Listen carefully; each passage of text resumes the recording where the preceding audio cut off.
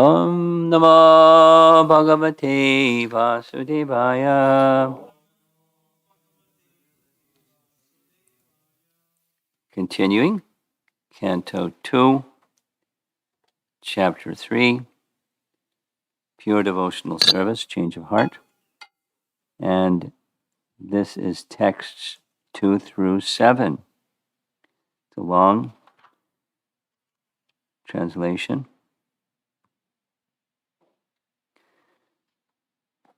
One who desires to be absorbed in the impersonal Brahmajyoti effulgence should worship the master of the Vedas, brackets, Lord Brahma, or Brahaspati, the learned priest.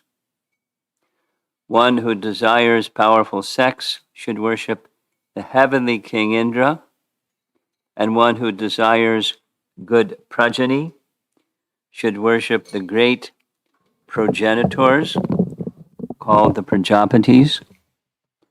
One who desires good fortune should worship Durga Devi, the superintendent of the material world. One desiring to be very powerful should worship fire. And one who aspires only after money should worship the Vasus. One should worship the Rudra incarnations of Lord Shiva if he wants to be a great hero. One who wants a large stock of grains should worship Aditi. One who desires to attain the heavenly planets should worship the sons of Aditi. One who desires a worldly kingdom should worship Vishvadeva. And one who wants to be popular with the general mass of population should worship the Sadhya demigod. One who desires a long span of life should worship the demigods known as the Ashvini Kumaras. And a person desiring a strongly built body should worship the earth.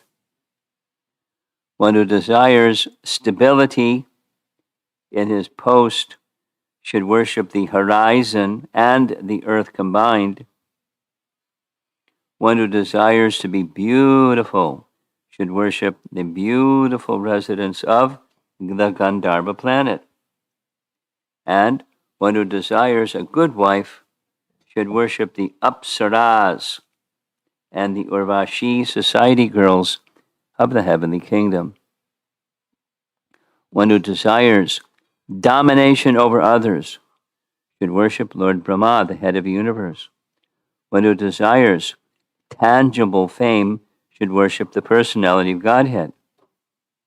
And one who desires a good bank balance should worship the demigod Varuna. If one desires to be a greatly learned man, he should worship Lord Shiva. And if one desires a good marital relation, he should worship the chaste goddess Uma, the wife of Lord Shiva. Sounds like contradiction, right? Purport. There are different modes of worship for different persons desiring success in particular subjects.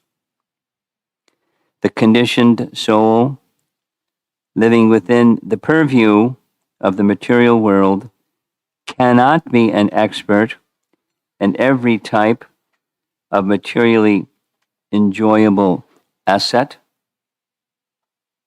but one can have considerable influence over a particular matter by worshiping a particular demigod as mentioned above. Ravana was made a very powerful man by worshiping Lord Shiva, and he used to offer severed heads to please Lord Shiva. He became so powerful by the grace of Lord Shiva that all the demigods were afraid of him, until he at last challenged the personality of Godhead Sri Ramachandra and thus ruined himself.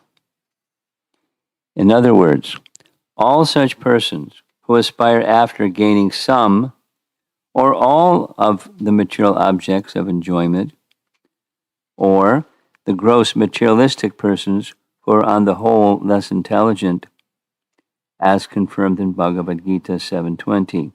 It is said there that those who are bereft of all good sense, or those whose intelligence is withdrawn by the deluding energy of Maya, aspire to achieve all sorts of material enjoyment in life by pleasing the various demigods or by advancing in material civilization under the heading of scientific progress. The real problem of life in the material world is to solve the question of birth, death, old age, and disease. No one wants to change his birthright. No one wants to meet death. No one wants to be old or invalid. And no one wants diseases. But these problems are solved neither by the grace of any demigod nor by the so-called advancement of material science. In the Bhagavad Gita, as well as in the Srimad Bhagavatam, such less intelligent persons have been described as devoid of all good sense. Shukadeva Goswami said that out of the 8,400,000 species of living entities, the human form of life is rare and valuable, and out of those rare human beings, those who are conscious of the material problems are rarer still, and still more rare. The still more rare persons are those who are conscious of the value of the Srimad Bhagavatam, which contains the messages of the Lord, and his pure devotees. Death is inevitable for everyone, intelligent or foolish. But Maharaj Pariksit has been addressed by the Goswami as the Manishi, or the man of highly developed mind. Because at the time of death, he left all material enjoyment and completely surrendered unto the lotus feet of the Lord by hearing his messages from the right person, Shukadeva Goswami. But aspirations for material enjoyment by endeavoring persons are condemned. Such aspirations are something like the intoxication of the degraded human society. Intelligent persons should try to avoid these aspirations and seek instead the permanent life by returning home back to Godhead. Prabhupada is always so encouraging. Like, there's a mountain, but no problem. Just go to the top of the mountain. Just go to the top of the mountain.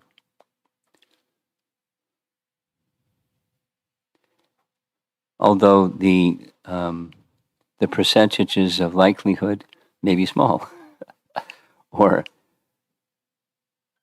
out of many thousands among men, etc., etc., etc. Like Chaitanya Mahaprabhu's nice discussion with Sanatana Goswami, describing the totality of living entities, and some amongst those totality of living entities are civilized. Anyway, and then so slowly. So the peak of that mountain is Krishna consciousness. So just be Krishna conscious, and you've traversed all of the mountain. Then comes just be Krishna conscious.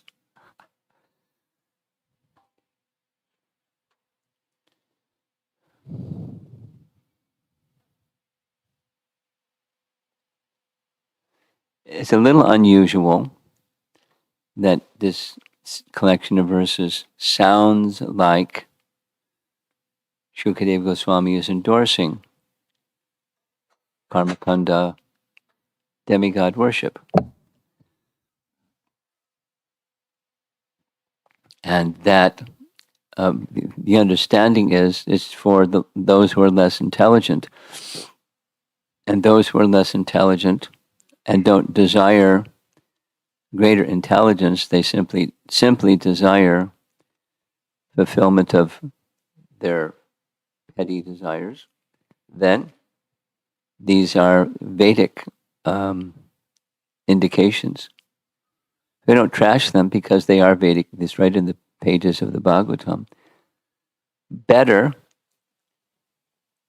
is to awaken or become awake to the higher purpose of life by the same thing that's the theme of these past several verses, by sound vibration coming from the right source. One who gives oral reception to sound vibration coming from the transcendental source or in disciplic succession from that transcendental source.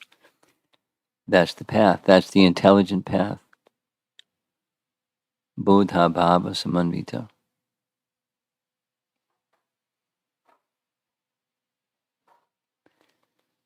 Krishna gives Tesham Satata Yuktanam Bhajatam Pritipurvakam Dami Bodhi Yogam Tam Yena Mam Upiyantite. He gives intelligence. Intelligence is more than theoretical knowledge. So there's certainly theoretical knowledge. And there's certainly also the opportunity for realization. And the opportunity for realization is blocked if one doesn't hear from the right source. It's blocked or obfuscated. It's minimized. The effect is minimized if one maintains material attachment. So here's the material attachment option.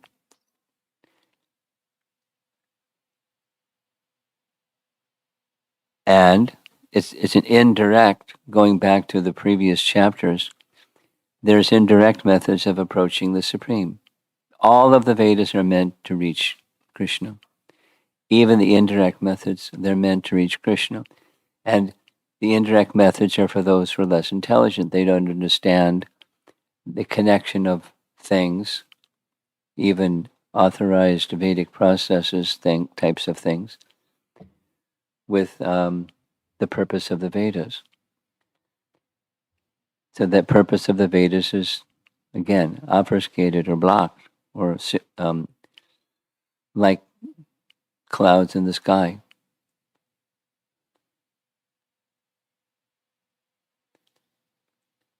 Weather in Atlanta is really interesting. Did you get the hailstorm out here? We did. On the way, coming back. Yesterday, in hot weather, I thought, anyway, hail. I was wondering, what's that?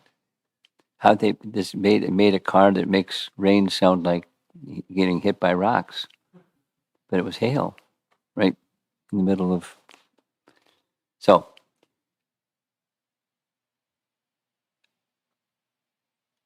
the dark of night blocks the sun. It's not that the sun stopped shining, it's just the rotation of the earth, that explanation. It hasn't come into our vision, or even, anyway, when clouds in the sky, they block the light of the sun. Prabhupada explained, I don't know where it is in the Vedas, but Prabhupada explained in countries, he was in the UK, countries where they don't see the brightness of the sun, it's due to sinful activities. It's an impious consequence. And it's well known that in England it's very cloudy and rains. Anyway, persons who have some regard for the Vedas and they have some unwillingness to take shelter of the personality of Godhead, they have these other, and then there's many, many, many, and selected ones or certain ones or even all of them. It's all temporary. It's all indirect. It is to be respected. It's to be respected.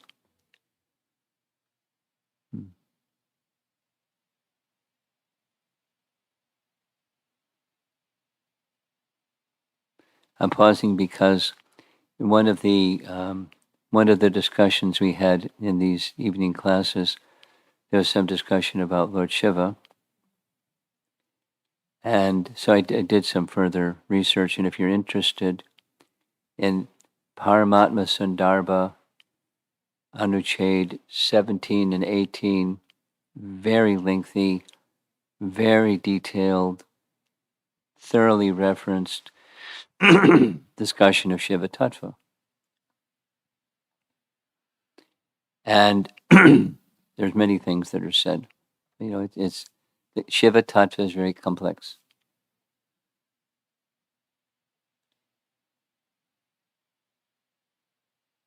It's very difficult to understand Shiva Tattva. There it is, in the early part of Paramatma Sundarbha. So to not confuse Lord Shiva as supreme, he's not supreme. However, there in that section, there's the Sada Shiva. It's not. I'll get back to this topic, but he isn't he. There's an aspect of Lord Shiva that's in the exalted position of the spiritual sky. So anyway, it's a very interesting tattva, and Jiva Goswami guides his reader through how to understand which aspect of Lord Shiva is being spoken in different places. In that section, the reason for bringing this up is the Puranas that express the supremacy of Lord Shiva or equalness of Lord Shiva.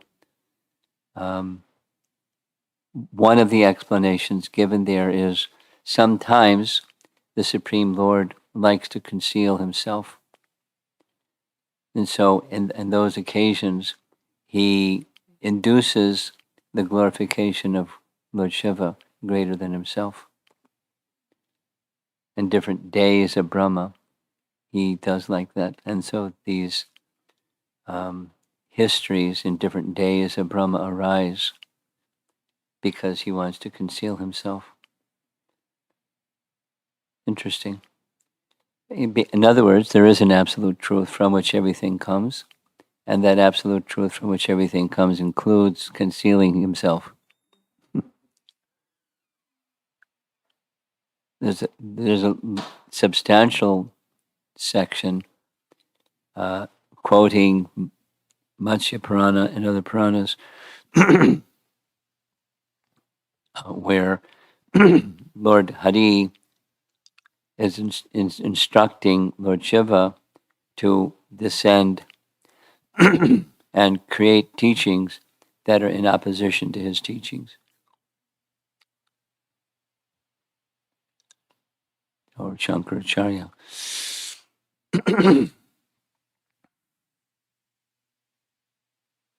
So,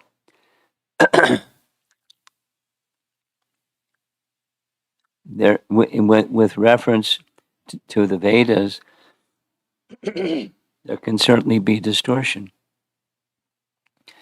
of what the Vedic message is and its conclusion. In other words, not only indirect, but it's misleading. Indirect is one thing. Indirect, there's still some hope that someone can come to the right conclusion. But misleading is something else. People go down the wrong path and get chopped without knowing, what's in store for them by going down the wrong path. So why is that? Or even because people want it. They want to be cheated, and so they're cheated. Not that Krishna wants, but so then why is this in the Bhagavatam? This is in the Bhagavatam because it's the contrast. It's one of the teaching methods. I learned this from Burijan's The Art of Teaching seminar in Vrindavan. I took his class. And it's one of the teaching methods that to understand something is compare and contrast. So already several very strong verses have been spoken about exclusive devotion, the direct method, rati for harikatha, etc., etc. And here comes this one. So it's very quickly is going to be the contrasting position. I'll read text 8. One should worship Lord Vishnu or his devotee for spiritual advancement in knowledge and for protection of heredity and advancement of a dynasty. One should worship the various demigods. So it's very clear the limited antavatu palam tesham, the limited and temporary nature of the fruits of demigod worship. Demigods and the fruits of demigod worship, limited and temporary. And that's not intelligent. Avidi purvakam, where one's knowledge is taken away. So, pandita or a vidvan, one who has knowledge, doesn't go towards the limited and temporary. As far as a purpose of life or trying to enhance my status in this temporary realm is more or better, instead of looking for transcendence. So Vishnu worship is for those that want something permanent.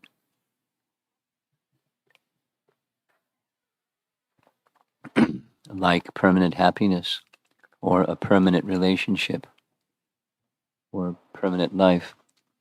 Prabhupada's purport for text 8. The path of religion entails making progress on the path of spiritual advancement, ultimately reviving the eternal relation with Lord Vishnu in his impersonal effulgence, his localized Paramatma feature, and ultimately his personal feature, by spiritual advancement in knowledge. And one who wants to establish a good dynasty and be happy in the progress of temporary bodily relations should take shelter of the Pitas and the demigods in other pious planets. Such different classes of worshippers of different demigods may ultimately reach the respective planets of those demigods within the universe, but he who reaches the spiritual planets in the Brahmajyoti achieves the highest perfection. So again, it's this compare and contrast.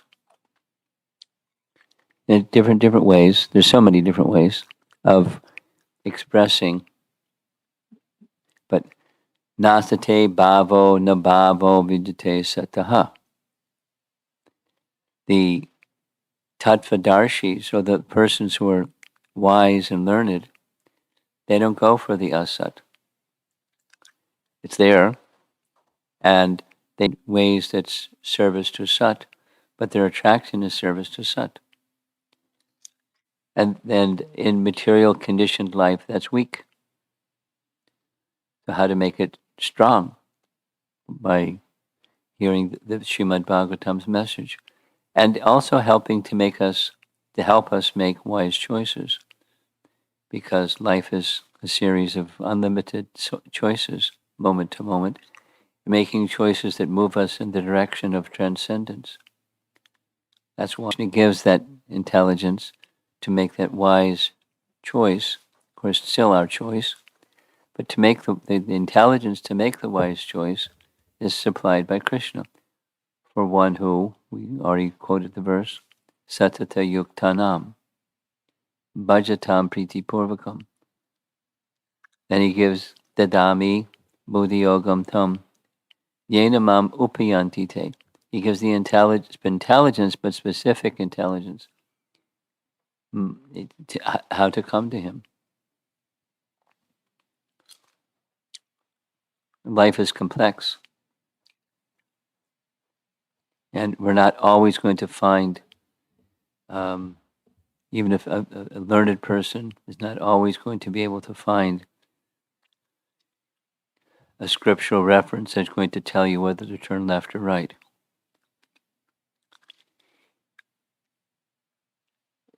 Essential in life is to have clarity and embrace the understanding of go towards Krishna, or go towards that which is eternal, and be cautious about dealing with the temporary. Not fearful, but cautious. Because Prabhupada made things so simple. Just like a razor, it can do very good service for shaving, but if there's inattention, then immediately blood. So we use the razor, but we don't become inattentive. And inattentive means, what's the purpose? So with the Vedas, what's the purpose?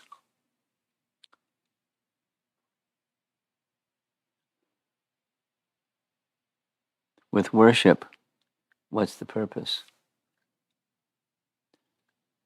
The purpose from the material point of view is to achieve something.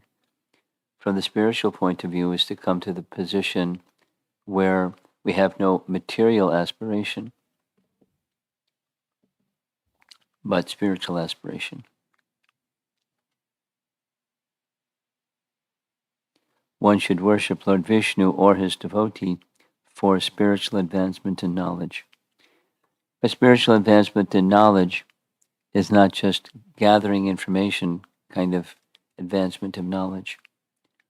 Spiritual advancement of knowledge means enhancing our devotional service. Thinking about this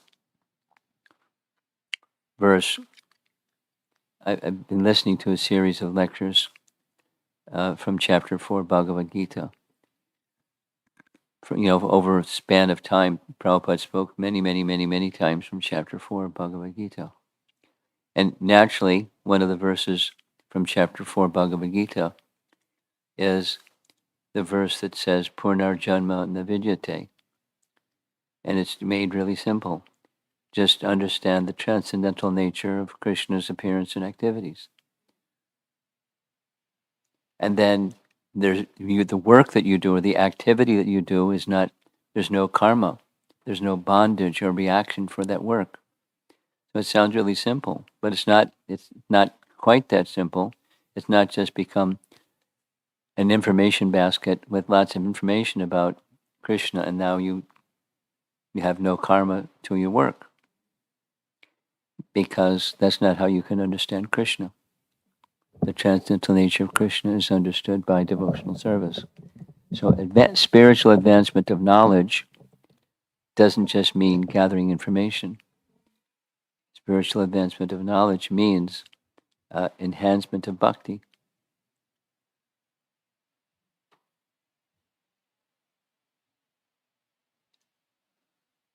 It's easy to become complacent.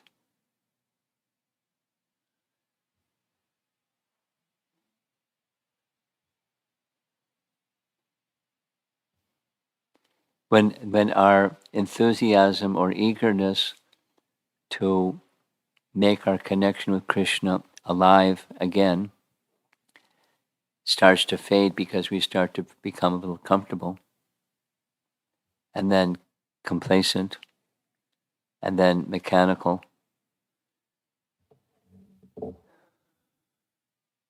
Something happens. It's like I'm not experiencing what I think I should be experiencing. Things have changed. What am I doing wrong? It's not the doing. It's the submission unto Krishna and the eagerness for this, reestablishing our forgotten relation. Take the phrase in the purport.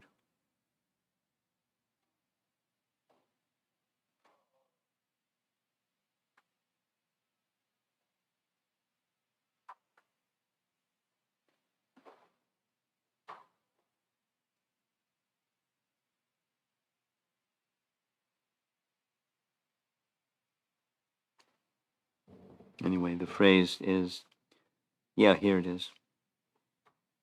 Ultimately reviving the eternal relation with Lord Vishnu.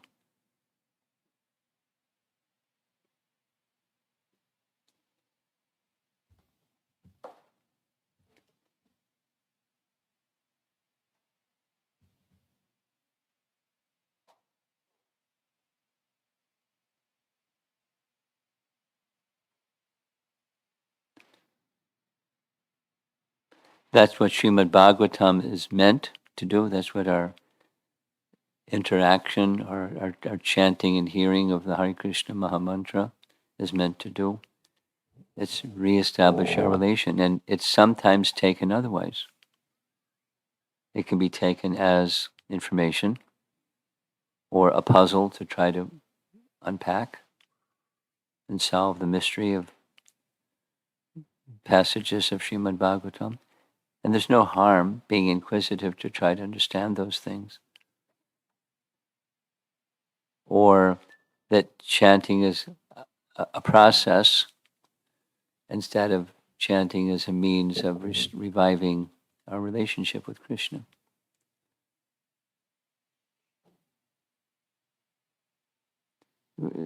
Our conditioning is very strong, and transcendental life needs to be refocused again and again and again. The purpose of chanting, the purpose of hearing and studying and remembering Srimad Bhagavatam. Not just to become a learned person. It's relationship with Krishna. Very important. So, demigod worship and transcendental worship. One's on the material side, maybe pious, maybe elevating, may end up situating a person on that heavenly planet for the demigod that they've been worshiping. And then there's transcendental worship. That's what's recommended. And the means for us to restore that is sound. Heard from the right source. So let's see if there's some discussion. What's wrong with my voice?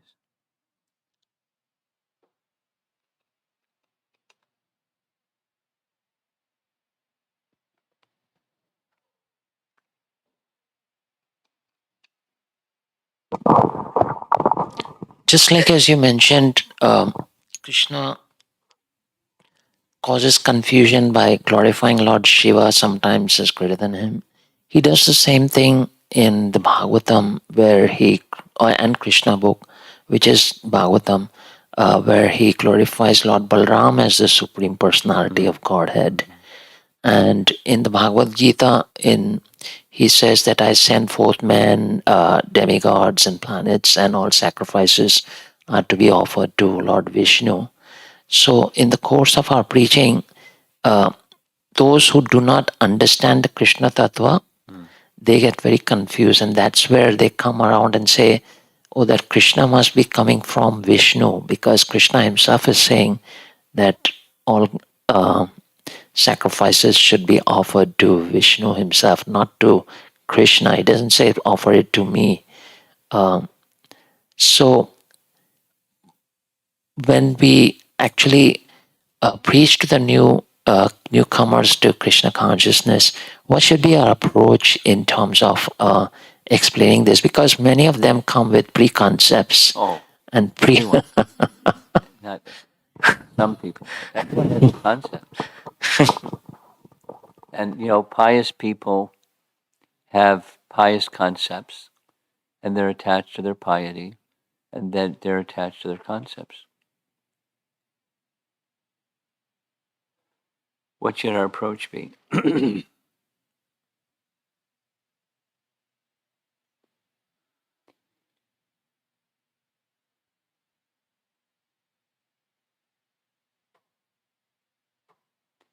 I'm thinking three things. One, the most important of the three things is our good character, because that's more compelling than our words. Then another is in accommodating. There's the big picture of the Vedas, and that's just fine, and that's just fine, and that's just fine, because there's a big picture of um, Vaishnavism. Vaishnavism has it's very colorful and variegated. The essence of it is accepting Vishnu Tattva, and everything else is from Vishnu Tattva, or subordinate to Vishnu Tattva and dependent upon Vishnu Tattva. So that's that essence is what's important. And then the features can be very diverse, centered on this one principle. So that's the accommodating position. So character, accommodating, and then once both of those have been understood, that you're a speaker of good character and you're accommodating for different notions. Then comes the surgery, or critical analysis of the followers of what the position of Srimad Bhagavatam is, and the followers of Chaitanya Mahaprabhu accept Srimad Bhagavatam as the topmost pramana, teaching that young girl the word meaning of pramana. What's her name? Darini? Garima. So what's the meaning of pramana? So evidence. Srimad Bhagavatam is the superlative evidence. And here's the explanation of Srimad Bhagavatam. And after, it's something similar. What I'm saying here is something similar to what Lord Chaitanya did in his talks with Venkatabhatta. He presented the Srimad Bhagavatam picture and then came back down to the diverse picture. So the reason for saying is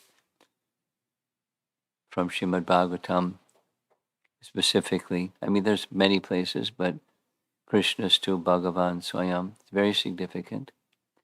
And if they want to understand it, they may want to trash it or reject it or not accept it or something. But if if they find that it's interesting, Srimad Bhagavatam is the topmost pramana or evidence. Here's what Srimad Bhagavatam says. And then take them to Chaitanya Charitamrita, where Krishnadas Kaviraj very delicately, thoroughly, comprehensively goes through that verse, because it's a very important verse in the whole of Srimad Bhagavatam, establishing the original personality of Godhead from which all avatars arise or flow, is Bhagavan Swayam Bhagavan Krishna. So that's the foundation of why we say what we say, why we hold Krishna in special regard. There's many other references, but that's a very important one. And if they're inclined to understand, you can go there. If they're not inclined to understand, you just keep doing the first two. Be very broad about what Vaishnava means. And so this is okay, and that's okay, and that's okay, and that's okay.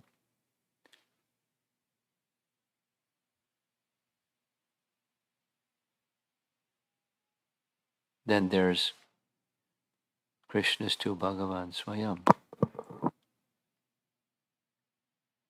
Anyway, depends upon the person.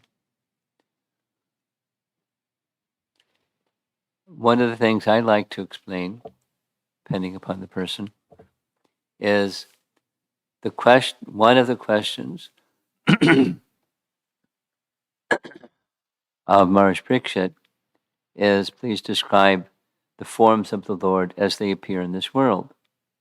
So that's in chapter 1 of Canto 1, and he starts to answer in chapter 3 of Canto 1, and starts with the Purusha avatars,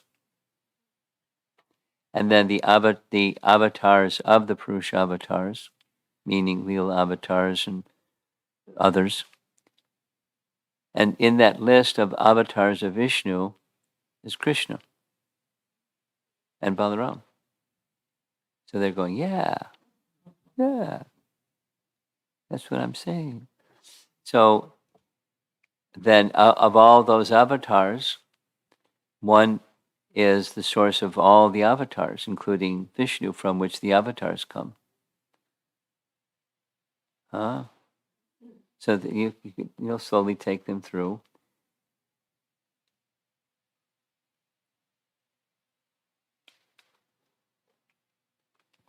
Or similar to the explanation that Lord Chaitanya and Venkatabhata had. Take them through that conversation. And then the conclusion of that conversation was, well, they're the same. So there's no problem. Because that was part of the starting point. Well, Narayana and Krishna are the same, so there's no infidelity or lack of chastity in the part of a goddess of fortune to want to enter Krishna's rasa dance because they're the same. Okay, so they're the same. If they're the same, why wasn't she permitted to enter into the rasa dance? And why the goddess of fortune underwent austerities and still could not enter the rasa dance? Oh, that may lead to other topics and other topics, but those are some entry points if they wish to understand. And so at least they can understand that we're very clear what our position is, and it's not just sentiment, it's grounded in scripture and the teaching of Lord Chaitanya, which is the teaching of Srimad Bhagavatam. Something? Online question by Sridhar Das. How do I need to assess myself if my eagerness to hear is for knowledge accumulation or to develop my relationship with Krishna? How do I change my motive to go beyond knowledge accumulation? By association. And through association, you'll hear and you'll hear and you'll hear. And then you contemplate, like Krishna says in Bhagavad Gita, do what you feel you must do. So when you start making choices that go in this direction instead of that direction, then it becomes just make little choices. And you start making little choices, and then it becomes easier to make more choices, and it becomes spontaneous. So it's principally by association, and then making thoughtful choices. Move from a conditioned disposition to a pure disposition by making choices. You just continue and you continue and continue. It's cultivation. Abhyasa yoga yuktena chetasananyagamino. That's how.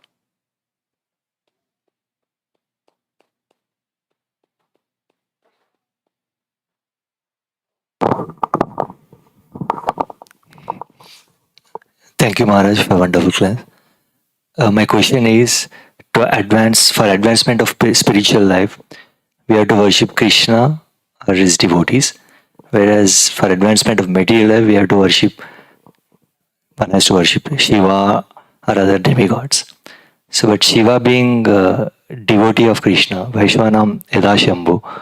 So, if we worship Shiva, we get both material advancement and spiritual Well, advancement. the answer to that is it depends on how you see Lord Shiva. As a supreme devotee of Krishna. Well, if you see him as a devotee of Krishna, then you're in the Rudra Sampradaya and you're Vaishnav. You don't worship him independently. The problem is worshippers see him independent, equal to an independent, commonly. But it doesn't have to be that way. He's glorified in the Bhagavatam, and we love and worship Srimad Bhagavatam. But we don't see him independently. It depends on how he's the concept and the particular focus or regard that one has for him or anyone else who is a devotee. For that matter, you could say all living entities are devotees in different stages or different degrees of covering, etc. So I worship the president of the country or my favorite football player, because he's a devotee of Krishna, because all living entities are Krishna's parts and parcels. So it depends on the sense of connectivity between the person and the Supreme. Is that all right? Yeah, that's true. I mean, even in the core spiritual sense, like I want Krishna Prema. Getting Krishna Prema from Krishna is a little bit difficult, whereas Shiva is Ashutosh, easily pleased. So,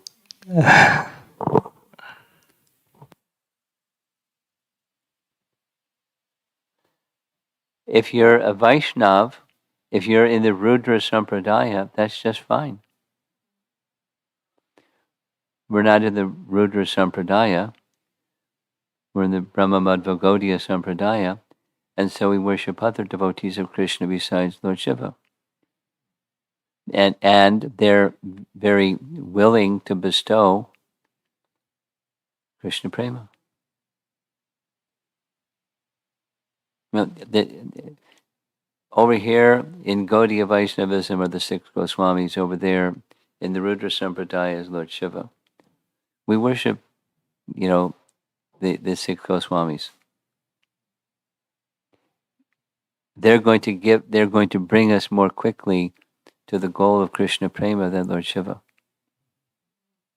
In part because of the liberality that he has in bestowing material things, where that may be an obstacle for us, because we will have a tendency to be the enjoyer of things of this world. So the six Goswamis and other exalted personalities in Lord Chaitanya's line, they don't like to give those things. So we're better off not worshipping Shiva, respecting him as the greatest of all devotees, but worshipping those in our disciplic line. That's what we do.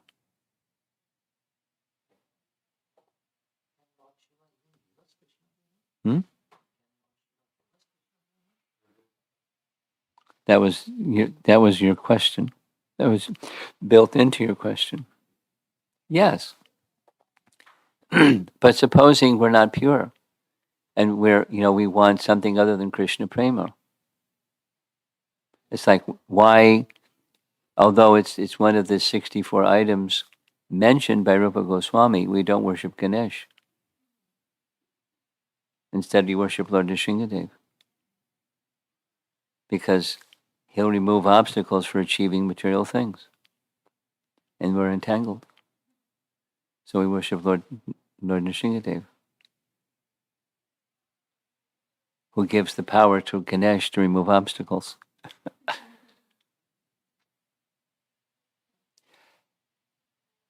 I think it's Chaitanya Mangala by Lochan Das Thakur. In the invocation mantras at the beginning, he propitiates Ganesh. But he can do that because he's a pure devotee. We can't do that.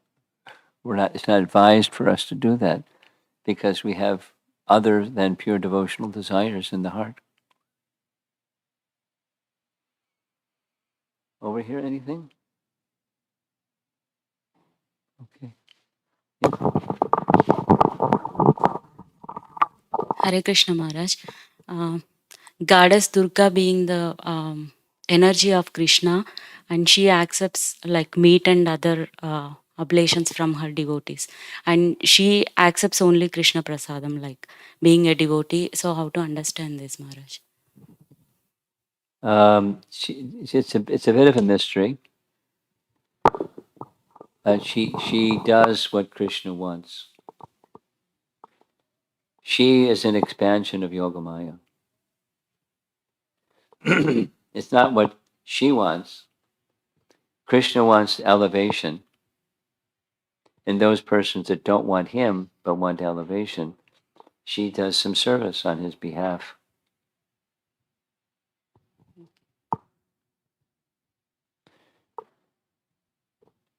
Depending upon the orientation of that worshiper, they may get the association of one who's carrying bhakti, and the one carrying bhakti for such a worshiper will carry a potency to help a person understand that's not a good idea.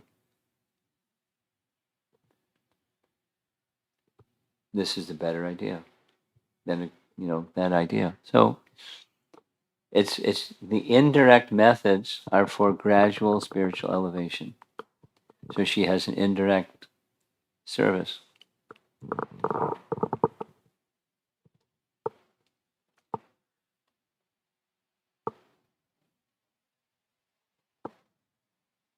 And if the orientation of the heart moves, then she can perform the function of yogamaya, or her energy becomes transformed. It's like electricity. One energy can make something hot or cold. So Durga, Srishti, Sthiti, Pralaya, Sadhana, she and Lord Shiva can't give liberation. They can make one's involvement in matter neutral. That benediction they can give, but they can, she, Durga, can act as an agent of reminding persons of bhakti. It's not the normal function, but that's a function. And then the energy has become now transformed into the energy from which Yogamaya comes, or the Durga comes. That's Yogamaya.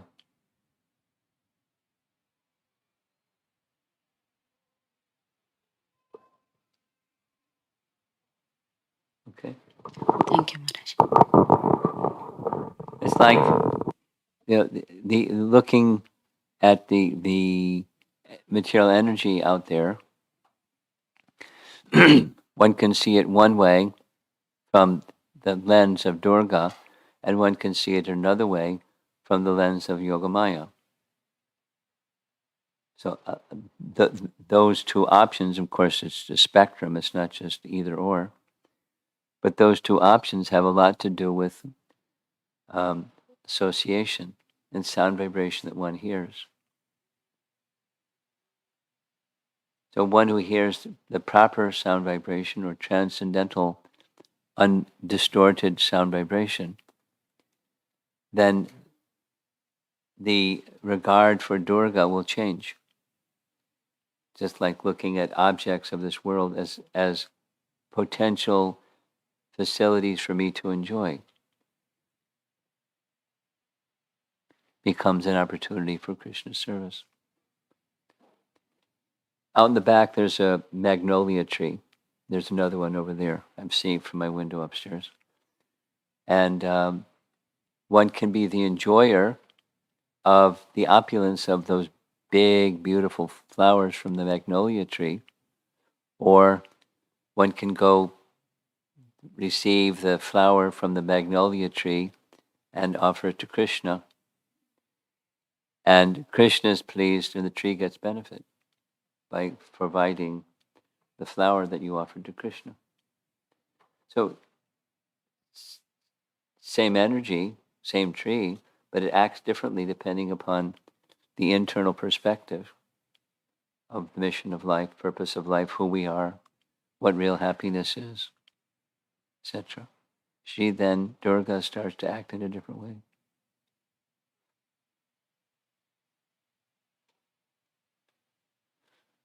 Okay. Srila Prabhupada.